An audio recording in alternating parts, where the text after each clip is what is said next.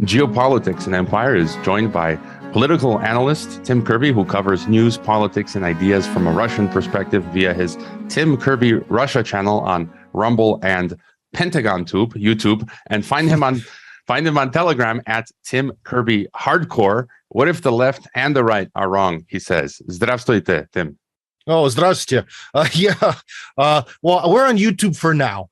I'll put it this way. I can't believe it hasn't been banned. I'm stunned. So it'll happen because I actually do a travel program called Russia Tips, Tricks, and Travel, which you can find on Rumble at RTTT, R and 3 T's, which is banned. That got immediately destroyed the day the special operation began. But the political channel, ironically, still survives. Maybe because it's less successful. Yeah, I was wondering how you were still on YouTube. I keep getting strikes. I had 2 strikes. They got repealed. I got another strike. And so anyways, but I wanted to get your take. You're there living in Russia. You're an American like myself. But before we get into what's going on with Ukraine and all that, I just wanted to get your take on what life is like in Russia, before the Ukraine situation and currently. I visited Russia in 2017 and I had a fantastic time, but that was more, I went there for like 3 weeks. How's life in Russia? Now, did I hear you correct that you said about the COVID situation, how that changed Russia?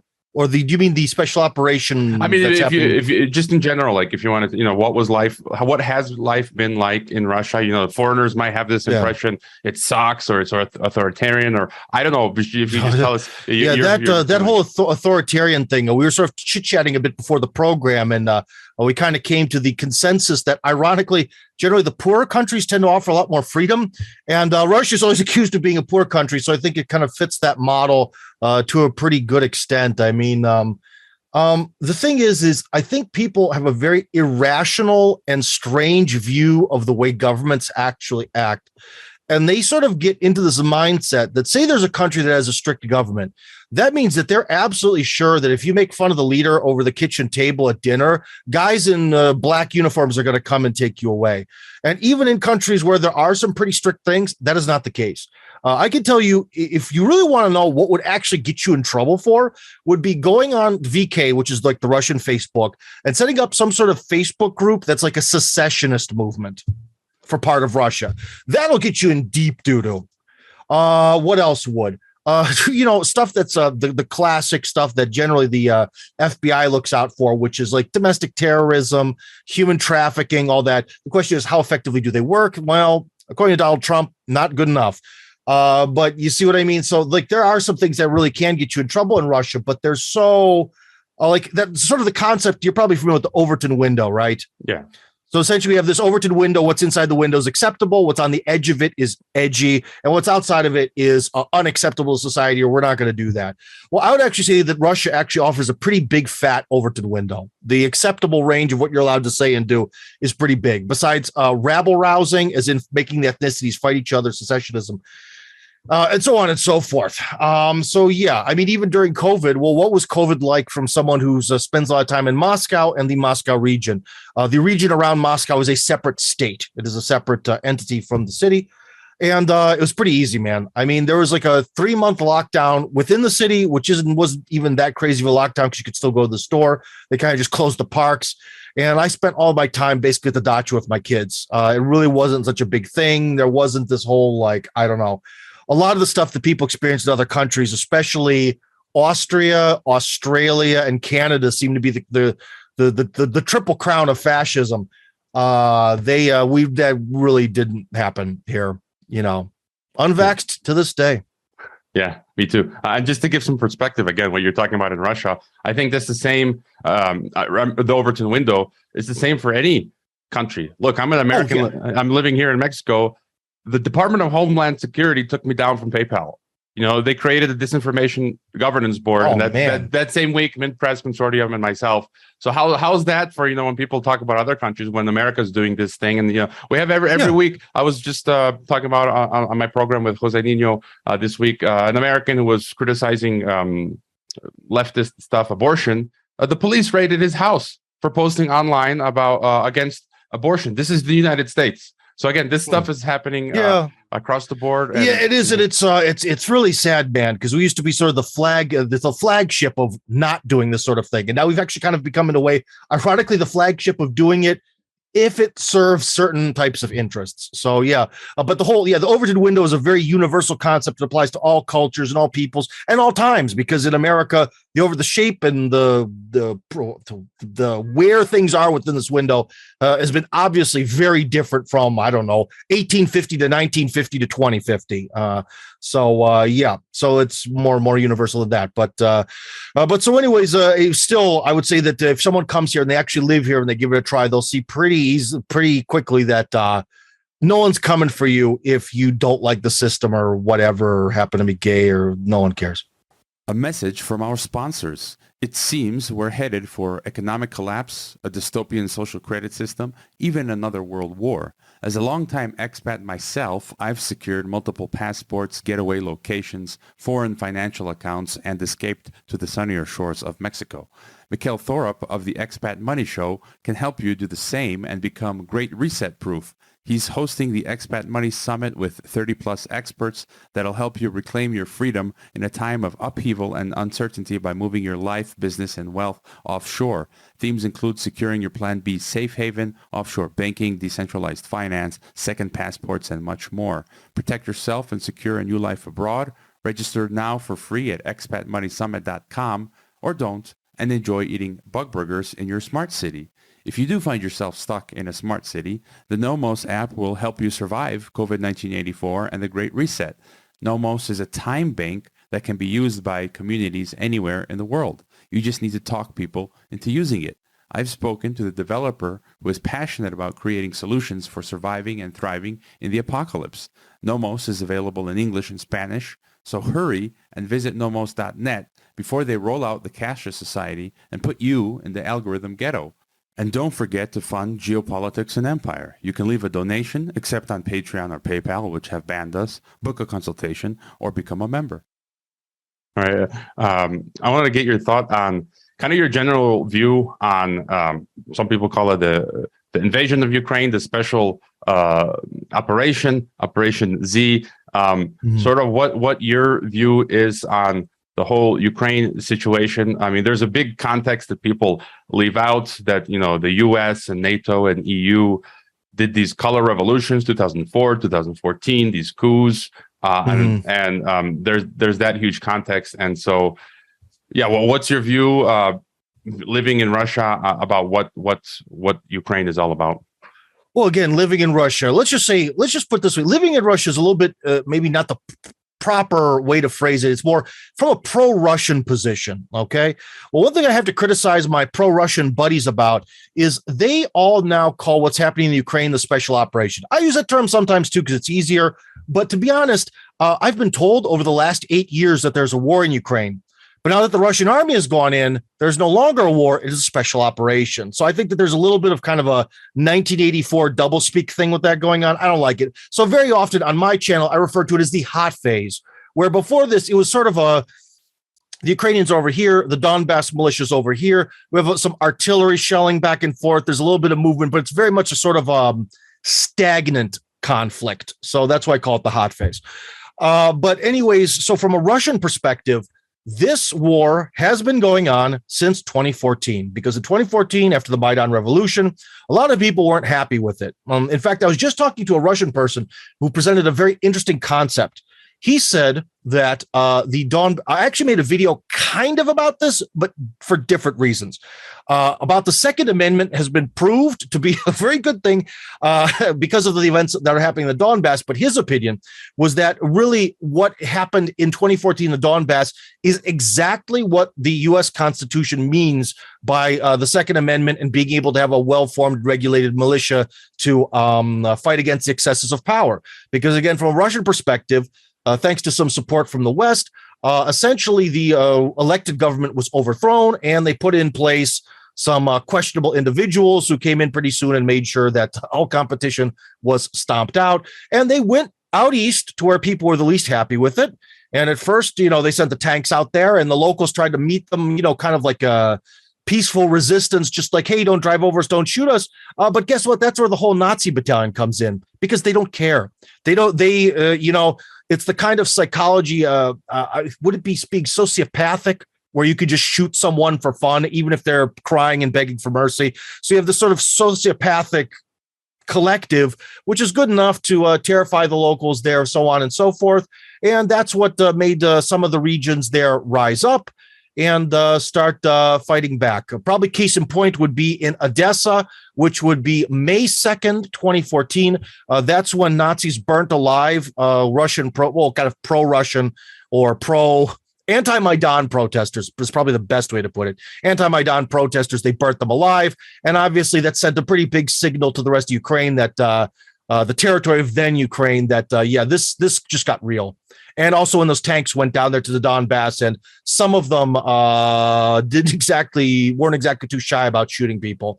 And so it began. And that gave the United States and Russia essentially 8 years to begin to prepare for a much bigger, somewhat unfortunately inevitable than proxy war that's happening now.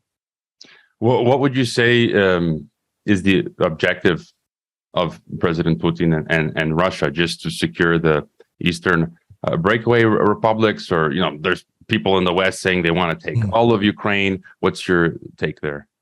Well, about that, they want to take all of Ukraine. Well, the problem is that the sort of northwestern part of Ukraine, the part that Poland has been eyeing ever since this started, we should see a lot of action. The Poles have somehow gotten, I believe, this sounds insane, but I believe now Polish citizens can take part in elections in Ukraine. They are really getting, they want, they've also said that they want to, launch some sort of operation where they'll be sort of like protecting their borders. Remember in Syria, how the Turks said, we're going to create this 30-kilometer buffer zone around Syria to protect ourselves? They basically just took 30 kilometers of Syria from all the borders that border Turkey. And I think that Poland was trying to use the same sort of logic there. It hasn't quite happened yet, but according to the Russian Ministry of Defense's their data, by far the biggest group of mercenaries fighting in Ukraine are actually Polish. So there you go. There's the Polish factor there, coming from someone who's more Polish than Russian, which is interesting. But anyways, that part of Ukraine, which Poland really, really wants,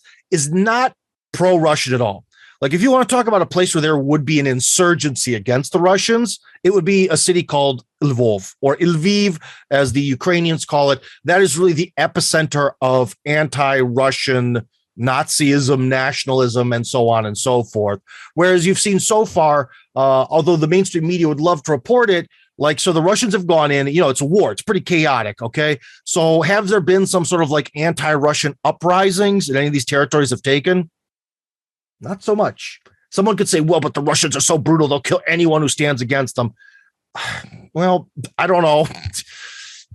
Not so much. So again, as you see, Russia's done a very good job of taking territory and groups that are very friendly to it. Because I think the Russians definitely understand that taking territory that you cannot hold is a bad idea. I don't know, maybe with the United States, we could, I don't know, Elon Musk wants more cobalt and nickel and stuff for his car batteries for his Teslas. Let's just go into Africa and just take it.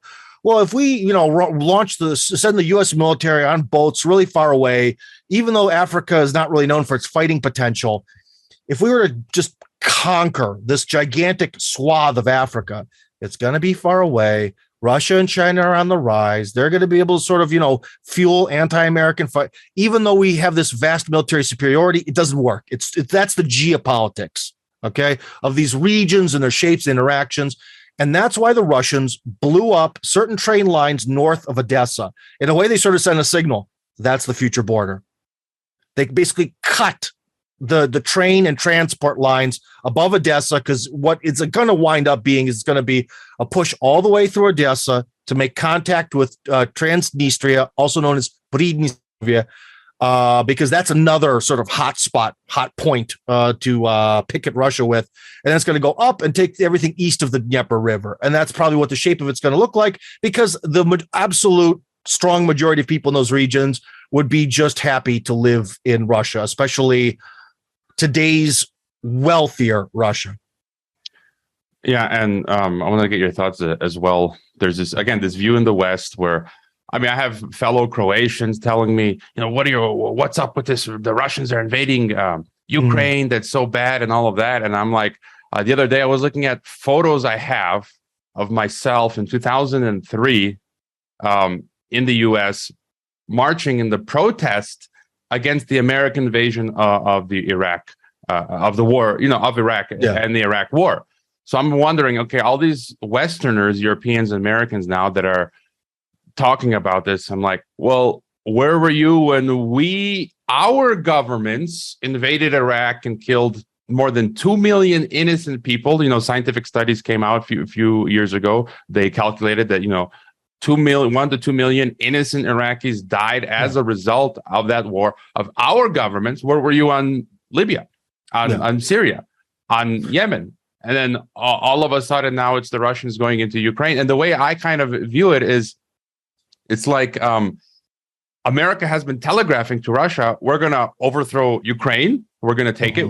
They effectively control Ukraine. Washington and Brussels, they're controlling Ukraine. There's no sovereignty there. And in their white papers, I mean, they just put out this decolonization thing. They want to destroy Russia. I mean, Putin said this many years ago. They want to defang and declaw the bear. They want to decolonize it. They want to dismember it, the Rand Corporation. So their strategic goal is to destroy. It's like if Russia said, we're going to overthrow Mexico. And then after we overthrow Mexico, we're going to go destroy the U.S. So I wouldn't have a problem of the U.S. then, coming into Mexico with a special operation to fend off Russia. So, I mean, what are your thoughts here? Well, yeah, and I mean, I kind of lost my train of thought. Someone just sent me a phone call while people shouldn't never call Tim. Always write Tim first. But anyways, jumping back to your question here, I kind of got a little bit distracted by that phone call. I can tell you one thing, that again, we're going back to the stated goals. Okay, there's been some things that have been stated. Putin said that the stated goals are denazification and demilitarization of Ukraine. Those are some of those like official goals. Now, I believe it was Secretary of Defense Lloyd Austin who said that the real mission there in Ukraine is to just I forget the exact terminology used, but it's to sort of grind Russia down. So really, the objective here is to sort of make Russia waste men, materials, wealth, to try to create some sort of, especially economic crisis in Russia. So that way people turn against Putin, regime change, and then Russia goes back to being the world's gas station and everyone's happy. Now, about your friends in Croatia, why they think the way they do is because of tribalism. Because tribalism is the most powerful factor that influences human or international relations, global events, everything. Tribalism is huge. It even affects children at school who always want to, the goth kids go over there, the hip hop kids go over there, and they all hate each other, right? Tribalism is an important factor, and people don't really look in the mirror and understand this. And for them, if they're like Croatian kind of nationalists, then Serbia is Satan and Russia is like the big demons of Satan. And that's why. And so for them, they don't think of the things, well, there's the Iraq war. And they're like, but in this war, our buddies in America want to make Russians die. That's awesome because the Russians are the demonic servants of the great Satan of Serbia. And that's all they care about. But in a way, they're actually being, because you kind of made it seem like they're being intellectually inconsistent, but they're actually deep down completely intellectually consistent, because their hatred for Serbia/Russia and that sort of group of peoples is really what's important. But they're going to tell you with not their subconscious mind, which is where the hatred comes from. With their conscious mind, they're going to say, oh yeah, America, freedom, democracy, we're in the West, and the West is always human rights, and all that stuff. But that's not the real underlying motivation. Yeah, I would agree with you. And I would consider myself a Croatian nationalist in the healthy sense. But what you're referring to is there is this other strain of Croatian nationalists that are closer to what happened in the 1940s, this Croatian Nazi regime. For 3 years, Croatia was with the Nazis, and I stay away from them. And that's the crowd kind of that hates like Serbia and Russia. And it's like, well, I have no reason to hate anyone else. I want what's best for the nation of Croatia, but beyond that, I have no reason to hate. Well, yeah, I just like to point out another thing for people who are interested in sort of the way the world looks from a sort of Russia watcher's perspective is, now, if we look across Europe, Where can you have a tiki torch neo-Nazi parade? Well, you can't do it in Spain or France or Germany, but you can do it in the Baltic nations, and you at least, well, for the near future, you could still do it in Ukraine. Why? Because their goofy nationalists serve U.S. foreign policy interests. If the people in the Baltics, their nationalists were, say, I don't know, let's take, I can tell you for a fact that within Poland during the Cold War, because it was part of the Warsaw Pact, so kind of logically, some of the, like, I guess you'd call them refugees or relatives of important people in Vietnam who wanted to sort of escape that, kind of went to Poland. And so there's a weird, teeny tiny, I think, around Warsaw minority of Vietnamese. Now, what if Polish nationalism was completely against these immigrant groups, that they're just obsessed with this? They wouldn't get one drop of support from Washington, because who cares? Nationalists, the problem about nationalists is generally liberals are very good at using them to make them go out and fight and die, because liberals are pussies. And that is exactly what's happening in Ukraine. So many of these who are, presumably pretty, because the Russians kind of make it sound like all their enemies are weak. That's sort of the Russian, I don't know what you want to call it, jingoism.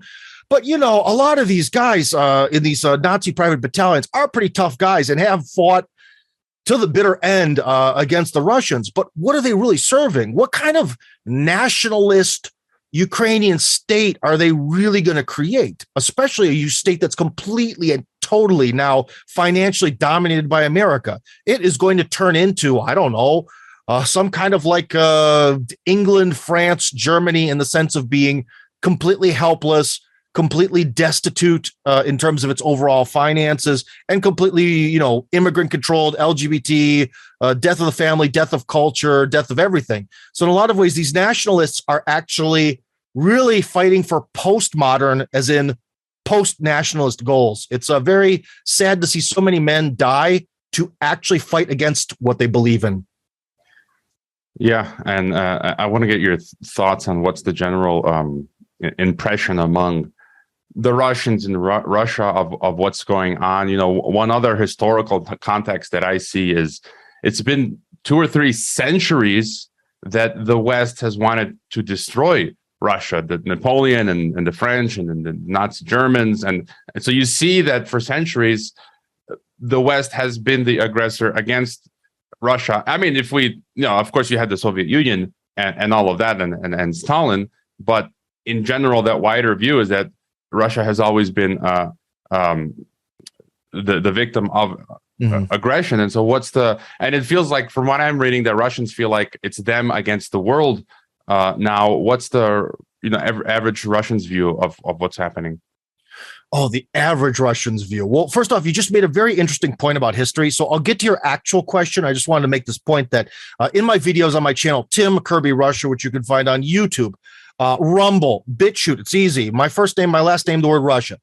And that I've made the point that if you take a look at the map of like Napoleon's, the French sort of, we'll call it empire, and his allies within continental Europe, you take a map of Nazi Germany and their allies of continental Europe. You take another map that sort of looks at the layout of basically the EU or NATO. These maps are very similar. It really seems like, again, this is the geopolitics, that there's some sort of cultural or invisible or geographic force. Professor Alexander Dugin was here, he'd say it's because that the great Eurasian landmass begins in Russia's land empire and Europe is sea, but we could talk about that some other time. That essentially there is some sort of real reason why the West and Russia are going to be ever divided, and why one cannot take the other. And that there's somewhat of a natural state of affairs for Europe in its sort of shape of the EU to sort of naturally exist in that shape and that layout. So there we go into the geopolitical way of reasoning of things. Now, your actual question was about how did normal Russian people react to what's happening in Ukraine? Maybe a little bit of shock, although if you go outside of Moscow, because people in Moscow are basically like Westerners, but if you go outside of Moscow, the problem is that Russians are because of their mindset, don't really panic or flip out. They sort of just, they're very stoic, I would say, is a natural part of Russian culture. So I wouldn't say that they exactly panicked, but I could definitely say that, again, going back to that burning of people alive in the building, a governmental building in Odessa in 2014, that was a pretty big breaking point. I think most of Russia was sort of like, okay, it's on. That's really, and to be honest, I've been telling people for years, both in Russian and in English, that because people say this dumb stuff about Putin, they're like, but don't they want to rise up and demand their freedom from Putin? What kind of freedoms? You can do whatever the hell you want. What freedoms? What are you talking about? I can tell you two things that people have been mad about at Putin, real mad for the last many years. Number one, the state pension reforms. No one likes them. Okay. And judging, looking at Putin's interviews when that actually happened, he almost looked like one of those African leaders after taking an IMF loan, like, oh no, we are completely fucked. That's was kind of the look on his face, right? But anyways, he did it, and boy, people do not like that to this day. Russians are not happy with their social security system at all. Okay, and they blame that on Putin. That's number one. And number two, until the special operation started, the other big thing that made Putin's popularity rating go down by 10 points was the situation in Ukraine. Because the average person in Russia felt that this Maidan revolution happened. It was completely illegal, immoral, so on and so forth. And they're murdering our people down there. The news in Russia was saying for 8 years how awful this is. They're killing our people. Okay, they're killing our people. And we're doing what about it? Seemingly nothing. And then one day happened. That day was February 24th, 2022. That day happened. And all of a sudden that changed. And not surprisingly, that 10 or so % of people who lost faith in Putin got back on the Putin wagon. But I'll tell you one thing, people are still not happy about the social security package here. And that's another reason why you hear from the Russian government saying, our next focus, especially after this is over, social programs, social security, social programs, basically telling the public, okay, we'll pay you back for this. We'll pay you back. Okay. Yeah, you retired 65. We'll do something. Leave us alone. You see what I mean? So, yeah. So again, it's about these perspectives. It can be so frustrating because to be honest, my friend, if I had the chance to actually become like a chief editor at the BBC division that's here, which I think is now gone, and really actually create a culture of anger towards the Russian government, I would do it in a completely different way because they always pick these weird liberal talking points. They're like, you should hate the government because they're harsh on gays. That does not matter. That no one cares about that. Or they're like, people here have their freedom of speech restricted. Maybe if you want to teach, maybe if you want to have trannies come to libraries and talk to children and seduce them, then yes, their freedom of speech is reduced. So again, their talking points, their entire perspective on things is wrong. What you can sort of beat away at Russians with psychologically, maybe I shouldn't be telling you this because it is the secret weapon. Russians want stuff. The only thing that Russians actually like, first off, the Russians do not fucking understand the West. Excuse me. They think that they don't know shit. Nothing. Okay. That's the first point. The second point is what do they like about the West? The stuff. I've made this example a million times. I'll tell it to you because I've said it a million times. Russians like the West, like some drunk guy at a bar likes the woman with the big boobs who looks easy. He sees the boobs. He's drunk. He wants to, he's not thinking, well, I don't know. Would she be the kind of woman I'd like to spend the rest of my life with? No, they just like the stuff. And that's their attitude towards things. And that's really the point of manipulation, where if someone's going to, and to be honest, that's really what helped the Maidan. Because the people there were absolutely convinced that this is awesome. We'll do this revolution, and then we're going to get to be in Europe. And somehow, because we have different leaders that are pro-European, we're all going to be rich. We're all going to be rich. It's all going to be awesome. I don't know. A question, maybe you would know better than anyone. So that kind of sort of happened also in the 90s in Yugoslavia. So is Croatia now super rich? No. Okay. So did the reality meet up with people's dreams of what becoming a part of the EU would yield? No, I just Ursula von der Leyen tweeted the other day, Ukraine is going through hell. because they want to join the European dream. And I quote tweeted her and I said, I would go through hell to get Croatia out of the EU. And so we're completely screwed. I mean, after entering the EU, we're going to lose our currency next year, the kuna. We're going to get the euro. You know, everything's bought up. Everything, banks are bought up by foreign interests. Like, we've got nothing that's ours anymore. And so, yeah, we're completely screwed. And I would just add on what you were saying. I lived in Kazakhstan, former Soviet Union, for 3-4 years. And Me too. And it was you lived in Kazakhstan or what? 2 years. Yeah, I was a Peace Corps volunteer, actually. Okay. Wow. I did Peace Corps in Mongolia. I only did a little over, it's very similar. Over a year. Yeah. But I would just say about Kazakhstan, and technically I was working for the president, Nursultan Nazarbayev, but great job. And I really enjoyed the country. But I would just argue, yes, there is this light authoritarianism. They would shut off the internet at times, meddle with the Instagram, Facebook, WhatsApp when people were getting rowdy. I had my VPN service blocked, and even my email, Start Mail, is banned in Russia and Kazakhstan. But otherwise, what you were saying, you're kind of left to your own devices. Like, you can, if you have this economic freedom, you can go out, do what you like. But I mean, there are, as you said, certain red lines over. But it's like most people don't even care to deal with politics. It's like, I don't care. I got my job. You got your family. You got your other interests. And I mean, I don't even care that much about the government in Kazakhstan. So in general, I would say, yeah, like, you have this freedom. It's just those people that you're citing, extremists in the sense that want to go make these crazy points. And regarding the sexual stuff in these countries like Kazakhstan and Russia, 95% of people are not on board with all of this transgender stuff. Would you agree? Oh, absolutely. But the other thing, like you mentioned, is it's sort of like with Russia, it's like, why are we talking about this? Like, that's the grand question is sort of like because in Russian, there's actually two words for why. There's a почему is like a more neutral why. And then there's a why like, oh God, why? That's zачем. And that's why they always like zачем вот это. Why is this? Why is this?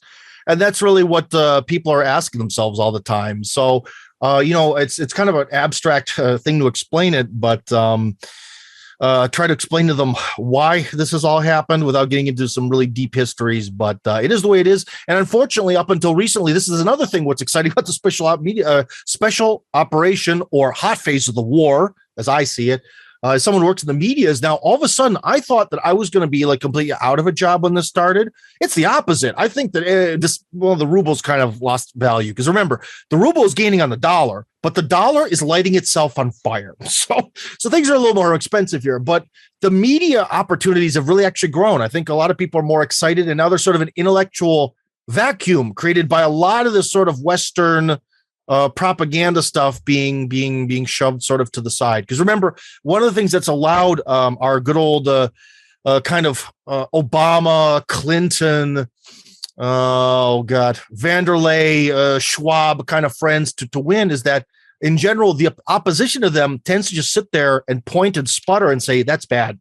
That's bad. You shouldn't talk about this. That's bad, without offering some sort of other alternative. And I think Russia might finally start to sit down and offer an alternative. But then again, Russia can tend to disappoint, especially when it comes to ideological things. Russians tend to have this stupid, ever-present, dumb as a bucket of horse manure opinion that there's something that's just mystical about Russia and magical, and you can't understand it. You'll hear people say that that famous quote that Russia can't be understood with the mind, but only be believed in with the heart. I hate that quote. I really wish I could just go back in time, and when that was said, just, give that guy a good pop in the mouth just to shut him up, because everyone here believes that. And it's so frustrating because there's reasons for things, and Russians often tend not to look for them because of that quote. Sorry, I said imena. That's I'm getting confused with old age. You mentioned the media, and one of my other questions was the information war and censorship is getting totally unhinged or Orwellian. Like I said, I've been taken off of Patreon and PayPal, and people are being in the West. They're being put on lists of Russia disinformation, which is just complete like nonsense. And, RT is getting banned everywhere. And then in retaliation, Russia's just kicked out like the Canadian CBC and BBC. Yeah. And so like, everyone should have access to this information. If I want to watch RT, if I want to watch CBC, BBC, whatever, but it's just, and again, people are being canceled and then being labeled as like on the verge of being labeled as terrorists. What's your take on the censorship? Well, you have to remember all the things you just mentioned are reactions. In fact, I just gave an interview on one channel where I explained to the host there that, like during the Soviet Union, okay, a lot of people couldn't leave the Soviet Union. Why? Because they needed a visa na vyezd. That's, you actually had to get a visa from your own country to leave. So you know how, like, if American citizens, we wanted to visit China, we'd have to apply to it for a visa. If they give it, then we can go to China on certain days, right? And then the visa expires. You actually had to get that to leave the Soviet Union, okay? So that was a policy where the Soviet Union put up a barrier. Now, after this special operation hot phase started, well, it's Europe that's cut all the flights and made it basically impossible to get visas for Russians to visit there. And this is the same thing. It's really the West that actually created all the censorship, and Russia is sort of reacting to it. One could argue, well, two wrongs don't make a right. Why doesn't Russia just then be the bigger man in the room and let the Western media be here while Russia's stuff is banned? I can kind of understand that argument, but I can also sort of understand it's like, well, if you take it on the chin too many times, you get knocked unconscious. So there's also that argument. I don't know, but I can definitely tell you that with all those things you mentioned and more, it's really the West that sort of started it, and Russia is retaliating to it because Russia's strange policy of always being reactionary, it definitely has a lot of minuses. But the thing is, say there was some sort of big political change in America, and they're like, okay, everything's going back in time. We're going back to policies of the past, and we're going to have, no more of this banning Russian stuff. That's gone. Well, then we would have to see the character of Russia. Did they really mean that this is reciprocal, and would they then reallow everything? I would think yes, but there's no guarantees. Mm-hmm. And speaking of canceling, the canceling of Russia, they've everywhere. All these brands are leaving Russia. McDonald's. I mean, those are good things. I haven't eaten McDonald's in I don't know how many years, but they're cutting Russia off from SWIFT. And I even had a Russian listener to Geopolitics and Empire who told me they were sorry they could not donate anymore because their card stopped. Oh, well, yeah, dude. I'm sorry, working. I can't really get donations. I've had some people. There's this thing called Boosty, which is like Russian Patreon. Boosty. I believe it's boosty.to. So if you can find Tim Kirby Russia there and you can somehow pay me, baby, if anyone's listening. But yeah, it's really everything has become completely financially segregated. It is very difficult. Some things I'll put it this way. It also really depends, I think, about this. It depends on someone's philosophical makeup. Say someone has a very childlike mind. They are very selfish. Well, I guess then they're liberal. Oh, because everything is about them. Well, the fact that now I can't buy anything on Steam anymore. Like video games, but basically all the video games I've had up until present, that's all I'm ever going to have. Okay. Whatever. Yeah. Because I could think about it. It's like, okay, well, so a couple, some people say 10 to 16,000 people were murdered in the Donbas. My kind of people from my ethnicity, basically. And let's see, we're fighting to save my culture and civilization from being wiped off the map. I could either sacrifice video games for my culture, or I could sit here and become a protester and be angry. And thankfully, overwhelmingly, I think the Russian population has chose civilization over video games, but there are plenty of people who like their video games. they're out there. So. Yeah, I'm a video game fan. Haven't had time to play really in a long time, but I get your thoughts as well on this end of the unipolar world, this talk of a rise of a multipolar world. There's talk in the East of, Sergei Glaziev and others, a new financial architecture, a new reserve currency to be developed by the BRICS, digital currencies, and so on. What are your thoughts on the end of the unipolar world and the rise of the multipolar world and what's going on here? Well, you're going to get a pretty biased opinion because I would say that one of the things that underlines everything I've done in my sort of political analysis career and so on over the last, 10 plus years, really has been in favor of the multipolar world. It's really, I'll put it this way, of all the stuff, because you seem to be, how old are you, in your 40s? Close. Something like that. Close. Okay, so I'm older than you. Wow, I'm the veteran here. But anyways, as a child of the Cold War, a lot of the things that they told us about America and the way the world works now, especially we even had in some point in school, we had sort of lessons about what propaganda is like, about what about monopolies in business, how monopolies are horrible, and how all the trust busting that happened in the 1800s. And actually, this is in school. And I went to a poor school that was sort of like more inner city, and we actually got a decent education. We covered a lot of topics. Not filtered through some sort of weird liberal like activism filter. But anyways, monopolies were bad. We really found out what was good about America. You kind of sit around and you're like, you know what? I think the multipolar world actually offers a lot more of these sort of lessons from American history that we're supposed to believe in. You know what I mean? Because any sort of monopoly, like absolute power corrupts absolutely. That logic is very key to why America is the way it is. Okay, that no one should have absolute power. But then America wins the Cold War and is like, you know what? Absolute power corrupts absolutely. But if we dominate the world, that's going to be much better because we're better people. No. Absolute power corrupts absolutely. So we should have a world where at least America, Russia, and China kind of have some nuclear weapons pointed at each other. It's better. I say actually in a multipolar world, you definitely want to have more than three. Three is a dangerous number because three is this eternal battle to sort of woo one guy over to the other guy's side. Like again, 1984. East Asia, Eurasia, and Oceania all fighting, that. So it'd be better to have like 5, 6, 7, but we'll see. That really depends. That doesn't depend on us. That depends on the world. But essentially, the more people you have, the more likely you are to sort of have essentially checks and balances and not have someone who becomes a dictator because any monopoly instantly gets lazy. It's just the nature of being a monopoly. And in a lot of ways, I think the real global dominance of the world has really been the thing that's hurt America, especially spiritually, intellectually, and so on. Because as soon as we sort of won the Cold War, there's absolutely no intellectual anything. All ideas are American. Because even if you think about it, the like left versus right debate, it's like left liberalism, American liberalism versus right American liberalism. And now here there's all this other crazy stuff. We have this Chinese Marxist Confucianism. You have whatever's going on in Russia. We don't even have a name for yet, and so on and so forth. And so I think it's just going to really yield a much more diverse in a good way. And basically, it's going to break this global dominance of one party, which has just been not overall good for the world.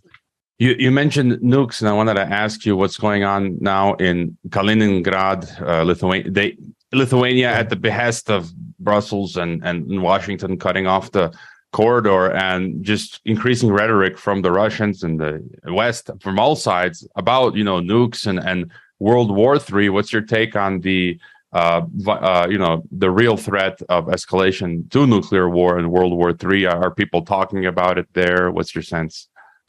Well, one of the things is that this is again a sort of America thing. Like I can even remember back to like the 90s, like sort of Rush Limbaugh era, you'll hear people like, we should have just nuked them Iraqis. We nuke them. Like, what?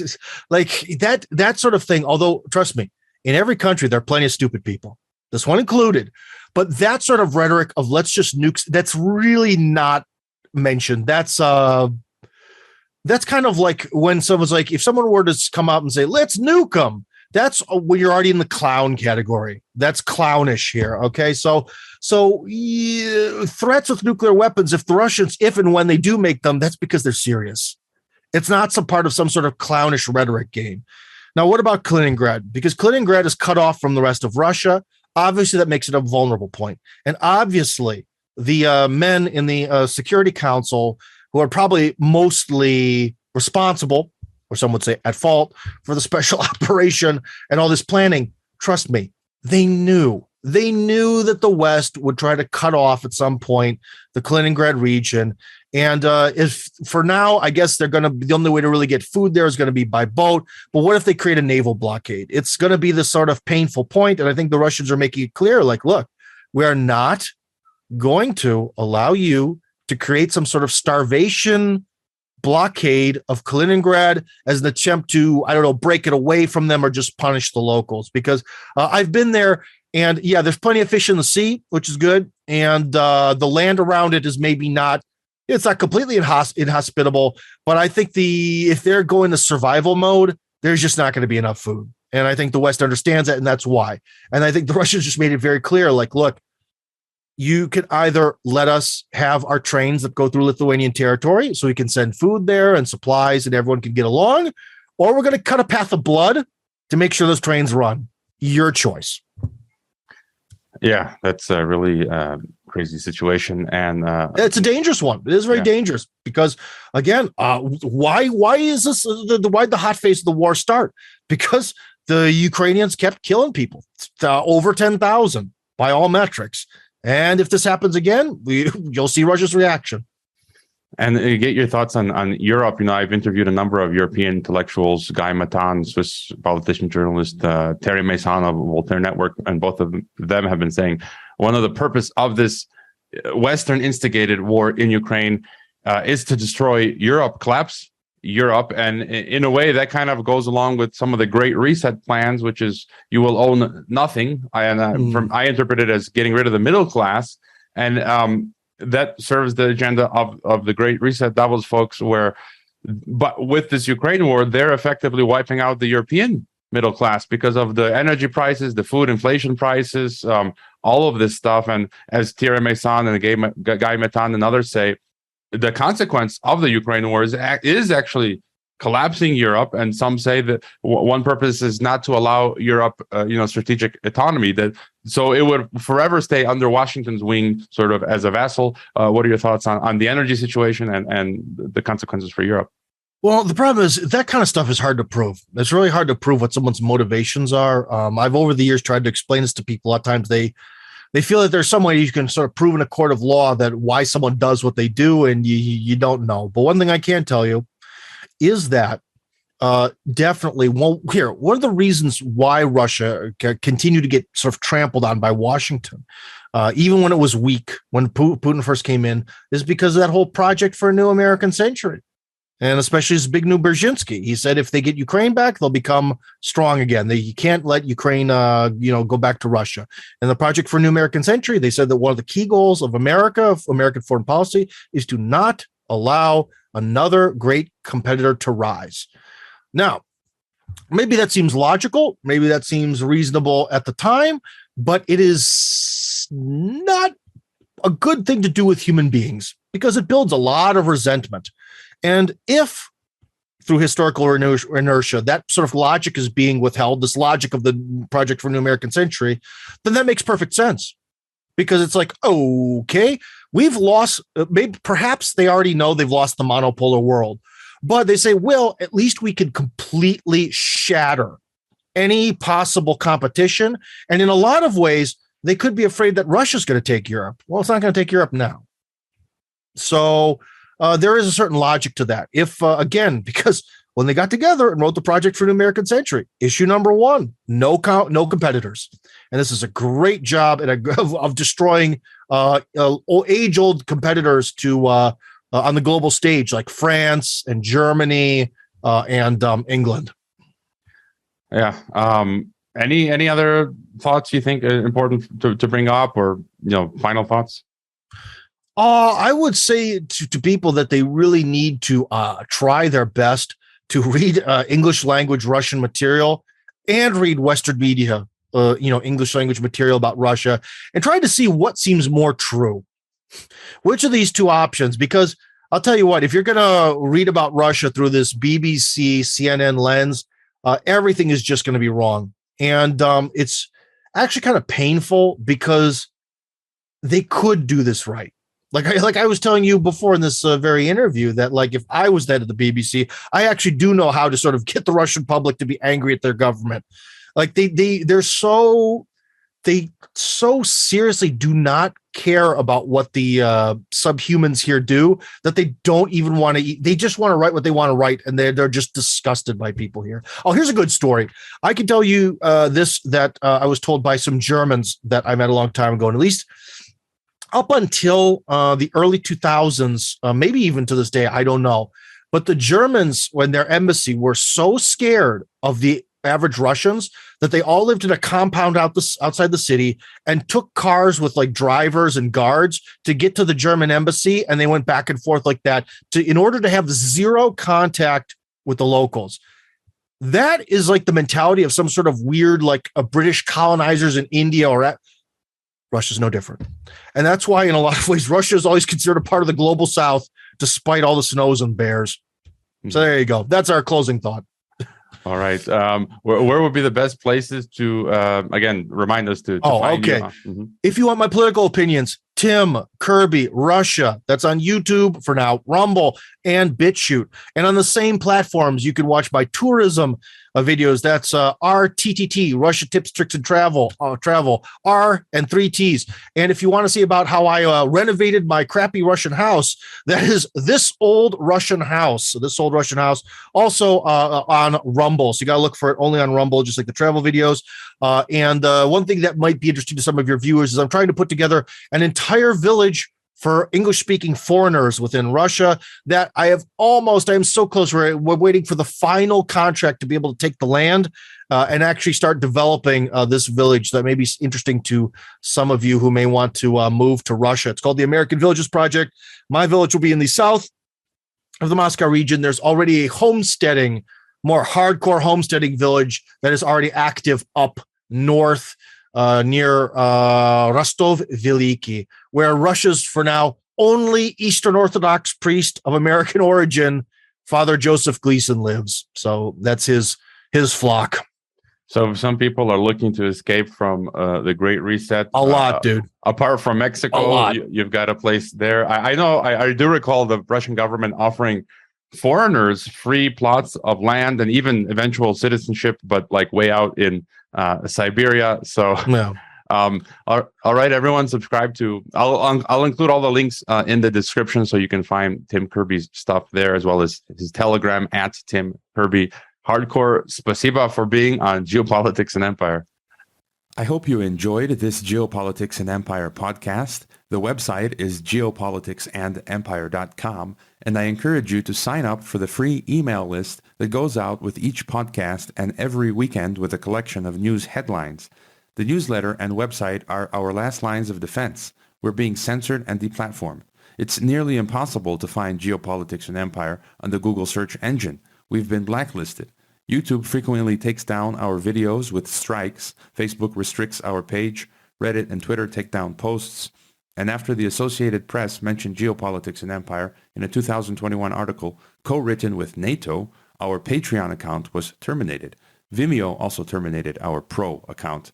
The best free way to help Geopolitics and Empire is to leave a review on Apple Podcasts or elsewhere and subscribe to all of our media channels. You can find the video broadcast now on 5 platforms: Odyssey, Rockfin, Rumble, BitChute, and Brighteon. You can find the audio broadcast on the podcast ecosystem: SoundCloud, Apple, Spotify, and so on. My current favorite social media channels are Twitter and Telegram, but you can also find us on Gab, MeWe, Minds, Float, VK, Instagram, Facebook, and LinkedIn. Finally, Geopolitics and Empire is in dire need of funding to continue. You can leave a donation, purchase a consultation with the host, or become a member to receive additional benefits. We also produce a weekly broadcast called Dissident Thinker for members and Rockfin subscribers only. We will continue to fight the good fight come hell or high water. Thank you for listening.